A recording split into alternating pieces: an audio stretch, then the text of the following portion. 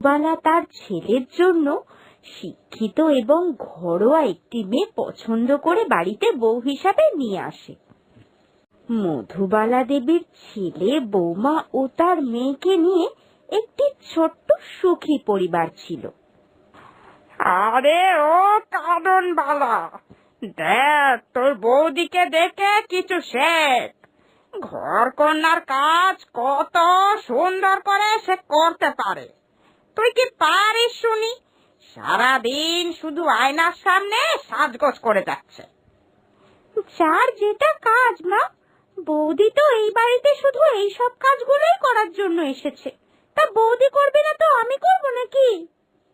ভুল বললে গো ঠাকুরজি, আমি যদি শুধুমাত্র এইসব কাজগুলো করার জন্য এই বাড়িতে আসি, তাহলে তো একটা কাজের লোক নিয়ে আসলেই হতো, ঘরের বউয়ের দরকার ছিল না।